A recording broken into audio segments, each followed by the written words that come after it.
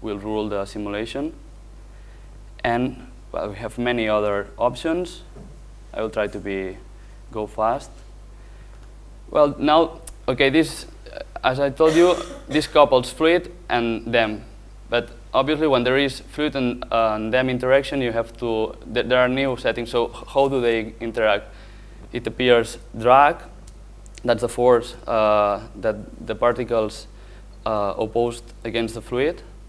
And there is lift, it can be lift force. So depending on the relation of densities, there will be lift in the particles.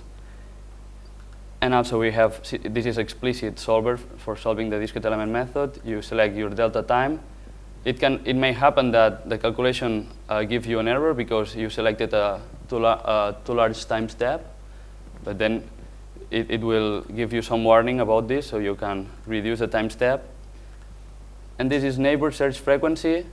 I don't know if you are aware of how discrete element method works, but each particle has to search for neighbors, and then when you find a new neighbor, you interact with contact forces, and you get new accelerations and move the particles.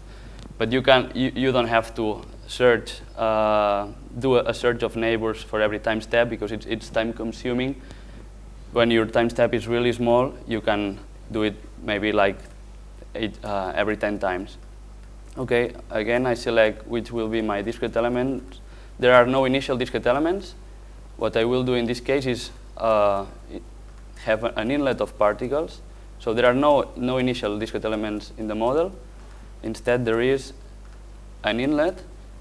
And here I can define if these particles will enter with some initial velocity. This is some number of particles that will be introduced. Again, which material I'm using. You can modify your fluid, solid, and also them properties. And again, well, the only boundary conditions that the particles need is you have to specify which are the walls that the particles will cannot penetrate. So in this case is again the limit, the boundaries of the pipe. So also non-slip, so we can non-penetrate, and there is also, you can see a friction coefficient, so the particles will have some contact and some friction against this wall. This is a dummy wall. It's not. It could be, maybe in the future, it could be calculated by a structural analysis, so we could have this elastic. In this case, it's just a rigid boundary. Okay, and then select some options concerning the results, and try to see if this calculates. And if everything was okay, this starts. Otherwise, would give you some errors. And as you will see, now it says, okay, I'm solving them. And now it's solving the fluid, okay? It does some iterations. At the beginning, it's not converging, but it will converge in a few iterations. So it's like solving them and then solving fluid, and it's doing this coupling in this way. Okay, now it starts to converge, and the simulation goes on. We can move to the post-process. It is not yet already.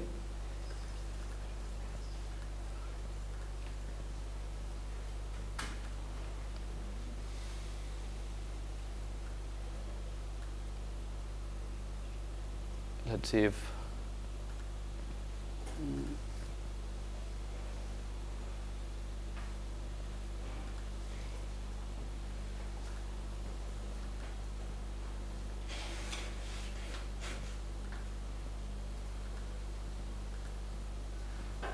okay, here it is. There is results folder, and there is just one result where we can plot, well, many variables. You can choose which ones you want. The more you print, the slower it is because it has to post-process many stuff. And we have different meshes in this case because we have meshes for the tetrahedral meshes for the fluid, and we can just hide some. And there should be the particle somewhere. This one, yeah, the first one is are the particles.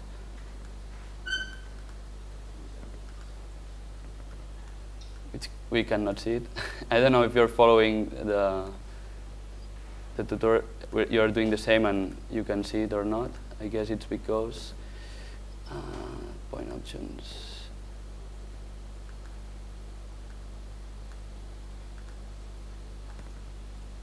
Let me open again. Because it's the first step and maybe there are no particles inside yet. Okay, now.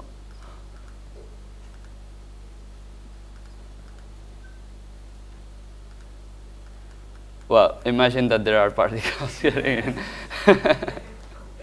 There should be some particles getting in. We can plot maybe velocity of the fluid. Yes, okay. So the fluid is flowing and some particles should come in. And we can do a cut. Okay. And then I can hide all the mesh, and there is a new layer where I created the cut. Let me do a last try to see if there are particles or not.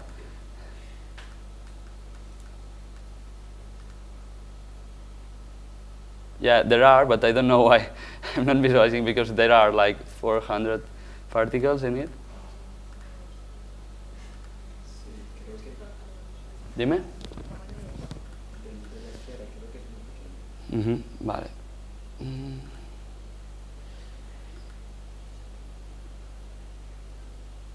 Point options.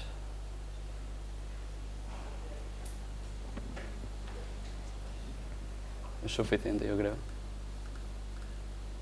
Well, hopefully you could see, because these things happen. Okay, that's more or less everything I wanted to show you. That's all. Thank you.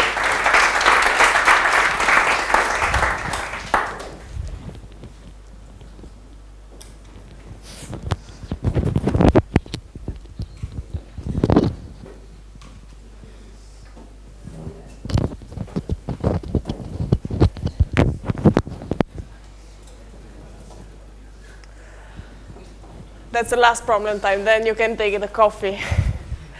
I mean, one of the 5 problem types available for user is to analyze free surface problems. Okay? So just a brief introduction. I don't want to enter the details. This is a very specific problem type with very few options. I mean, the fluid one has several options. You can choose several solvers. The one Jordi showed before. The structural mechanics one as well. It has several possibilities. This is very specific. So you can just solve problems in which you have an entrance of fluids and an outlet of fluids in 2D or 3D, and problems in which you have volumes, an initial volume of waters, moving arbitrarily in a domain. Well, this is obviously a tutorial, a general tutorial, so of course you have to have Git installed. I mean, I will just skip it because you have already listened to all my colleagues, and you must be familiar with Git. I mean, the approach used in under this problem type is an Eulerian approach. So if you want to simulate free surface or a fluid in general, you can either simulate it using a Lagrangian technique. So basically, your material point and your spatial point, your material point is the particle, and you are just moving with the particles, or an Eulerian technique in which the nodes of the mesh are spatial points, fixed, and they just see the fluids running on it. This is the case.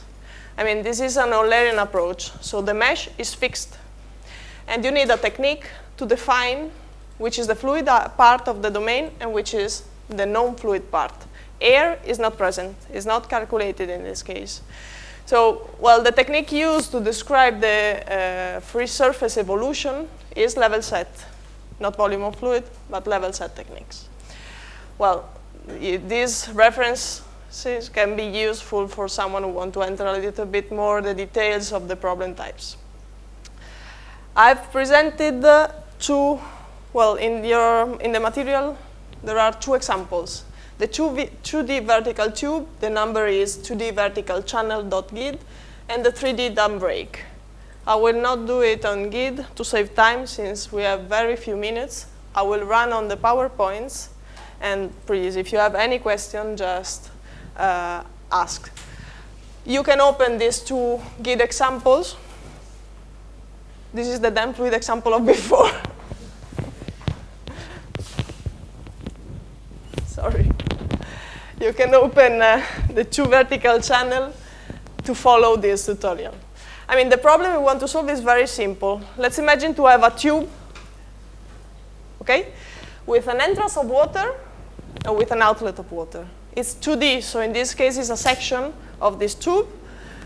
You have two walls and nothing more. Initially, there is no water. There is no volume of water. In this case, it is a 2D example, so no surfaces describing water. The only wet part of the domain is the entrance.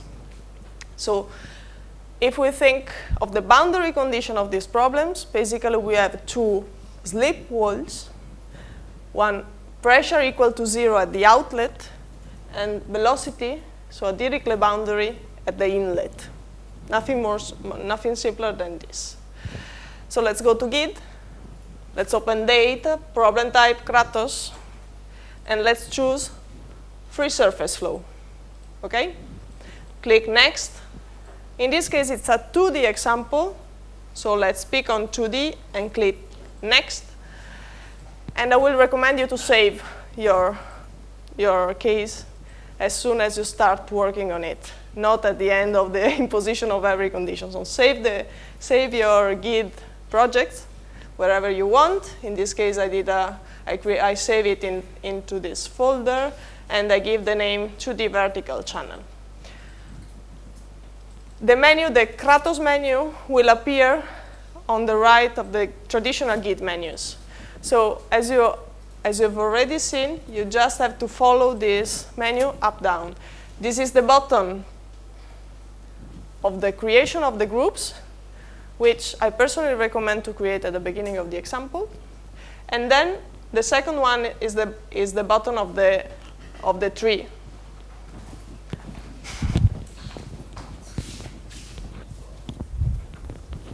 The damn example is persecuting me.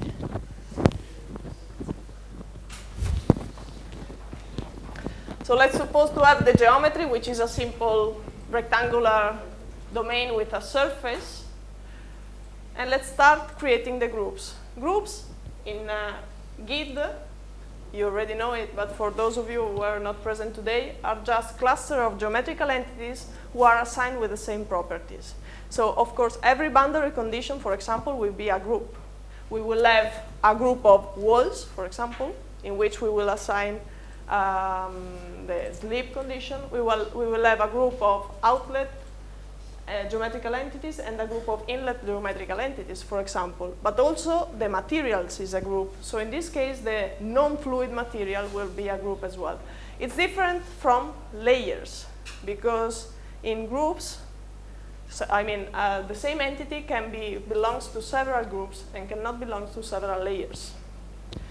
So this is the layer menu. You already know it. How to create a layer, how to assign the layer to a geometrical entities, how to unassign a layer to take away a layer from a geometrical group from a geometrical entities, and to see it drawn by colors. So the first group we have to create is the one relative to the material. We can choose either fluid material or no fluid material. In this case, as I said before, we have no fluid material at the beginning, so we just create the group no fluid material, and we assign it to the surface, to the rectangular surface. So we decide to assign this group to surfaces, and we select the only surface we have in the domain. Boundary conditions. As I said before, inlet, fixed velocity, slip walls, all the boundaries, outlet, where the pressure is fixed. So these are the other three groups I will create. The inlet group assigned to the bottom side. In this case, it's a line, the blue one here. Outlet, the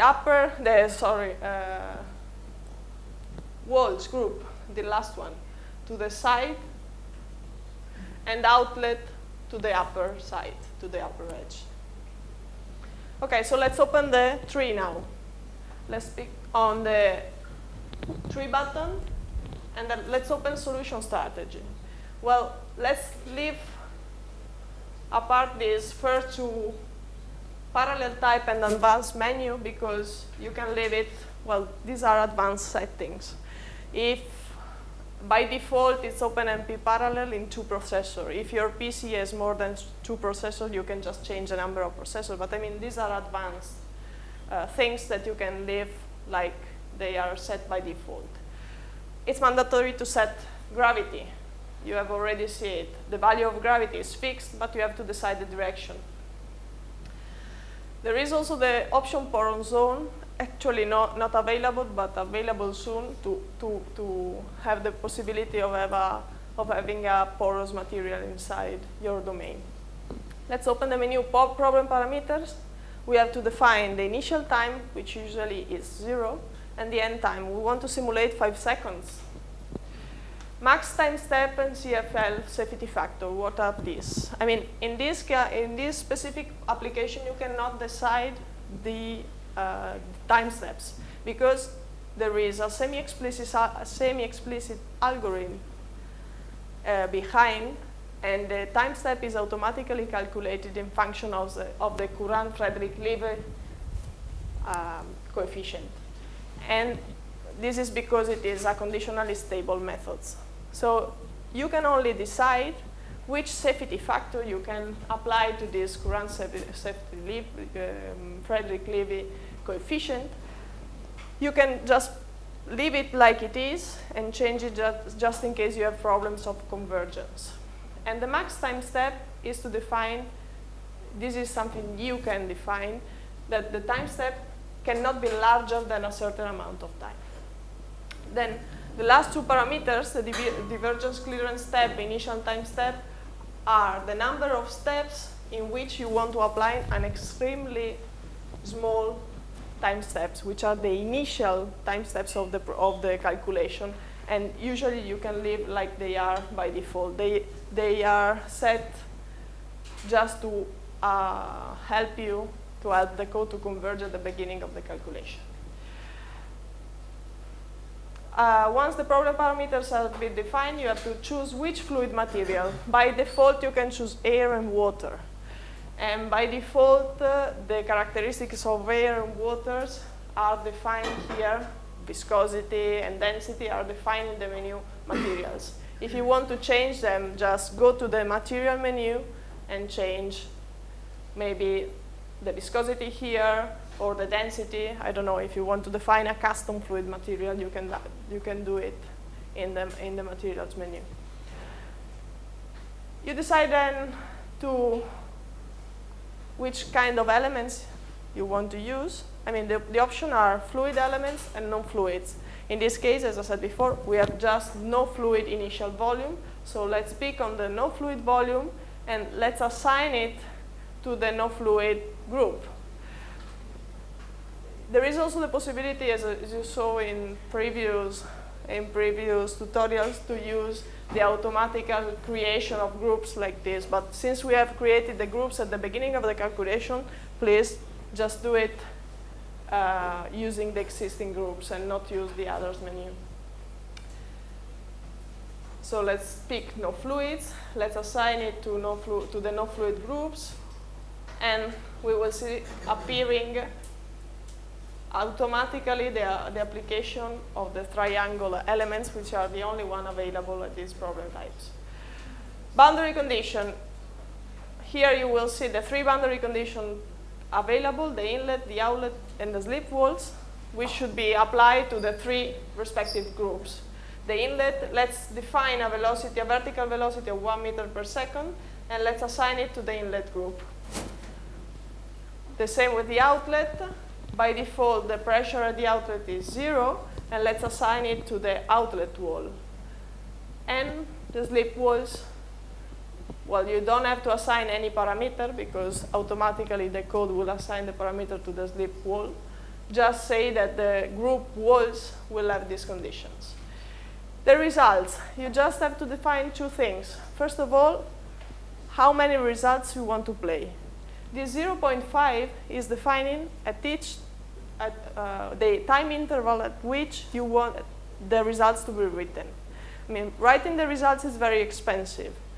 But of course, you need a minimum amount of results in a dynamic calculation to understand your phenomenon. So you have to ponderate these two things. I mean, here you can say that the output delta time is 0.0, so you write every step you are calculating can be too expensive. But if you think that, we are simulating 5 seconds and you say that the output delta time is 4 seconds, maybe it's not so significant because you are just printing the results at the second 4. So in this case, we decide to set the output delta time as 0.5, and we want one single results file. There are two options. You want one results file containing all the time steps printed, or you can choose to have one results file for every time printed. You just change this menu from single to multiples, and you decide if you print the wet elements or not. These are not really, these are characteristics. You generate the mesh, you decide the elements of the mesh. You can choose if you want a structured mesh in this case, in which the geometry is very simple or not, always triangles. You give the calculate menu, either from the menu calculate of GID or from the menu calculate of Kratos, it's the same. And you can see the information about the running just picking on this button, as in the other problem types. So once the process is finished, hopefully with no errors, you can go to the problem types. This is the only difference between the problem types you've shown before. Once you pick to the going to process, to the post-process, you have to look for the folder in which your GID example has been saved. So you have to look for the post-process file inside your GID example. Either if you choose the option single files, you will pick on these icons. If you choose the option multiple files, you will pick on the other buttons that we see before. So you go to the open post-process file, you go to your folder, you pick on 2D vertical channel, there will be a post-bin file, and you open it. If you have multiple files, you will pick on the open post-process multiple files. You will go to the same folder, but you will find a lot of post-bin files in which the numbers you will find before post-bin are the times of the simulation results. So you can decide to open one of it or all of them. Obviously, the choice of choosing single or multiple, it depends on your simulation and not what you want to do. And then you open the results. How to plot the evolution of the free surface, which is the things you will need. I mean, free surface in a level set method is defined by the function distance. The value of the function distance equal to 0 is the free surface. And the evolution of this distance function will give you the evolution of the free surface. So if you want to see the free surface of your domain, just go to plot, in this case, for example, the isosurface of distance. Decide that you want just one isosurface with the value of distance equal to 0, and see the evolution of the free surface itself. Second example, I will go through it more quickly. The typical dam break is a 3D example. You have a box open just above, it's closed. You have 4 walls and a floor, and you have a water column. This is a cube of water. No entrance of water in this case, just the water column left falling. So the same than before, you choose the problem type, you choose 3D in this case, you save your problem, 3D dam break, you construct the geometry, and you go down. First of all, you construct the layers, the groups, sorry. In this case, we have both a volume of fluid and a volume of no fluids. So we have 2 groups, the fluid groups and the no fluid groups. The fluid groups is the cube, the no fluid groups is the rest of the domain. The walls, the floor and the side walls, and the upper side. The upper side is like an outlet I mean, we will not have the column going upstairs, obviously for gravity reason, but the water can go out of the domain from that side. So solution strategies, as before, we set up the gravity. The problem parameters, we decide to simulate 5 seconds. We decide to leave the max time step of 10 to the power of -3, but it's arbitrarily, I mean, it should be greater, much greater. We choose the type of fluid. The type of fluid is water. We can change the density and viscosity going to the materials menu as before. And in this case, when we have to assign the elements, we have to assign the elements fluid to the fluid group, and the element no fluid to the no fluid group. I mean, the names you decide of the groups are really arbitrary. Obviously, they reflect the condition you're assigning in many cases, so they are pretty similar. So you will have the elements divided into the fluid elements and the no fluid elements. In all the cases, these are linear tetrahedral elements. Boundary conditions. So in this case, there is no inlet. So we just have outlet pressure on the upper side, and then the rest of the boundary will be a slip wall. So let's assign the outlet pressure to the upper side and the slip walls to the walls groups. Results, the same than before. We can choose single or multi-files, and we can choose the time interval of the results. Let's generate the mesh. Let's give the calculate, and let's see, well, the process info, if there is. In this case, there are no information, just the time of every step in the calculation. Let's go to the post-process. Picking on the post-process menu, let's look for the single file of post-processing. Let's go in the Git folder and pick on the post-bin file. If you want to see in a volume the evolution of the free surface, it's, well, one possibility to change the render options. So in this case, by default, Git will show you the mesh. So let's pick on the Git on the render option, and let's choose a different render option without plotting the elements.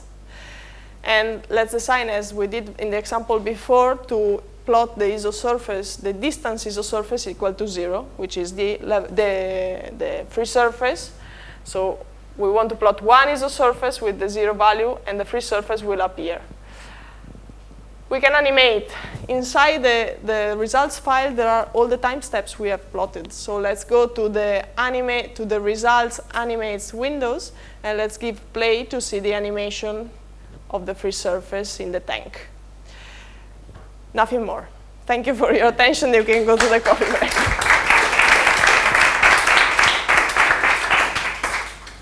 I think we'll be here in 20 minutes, 20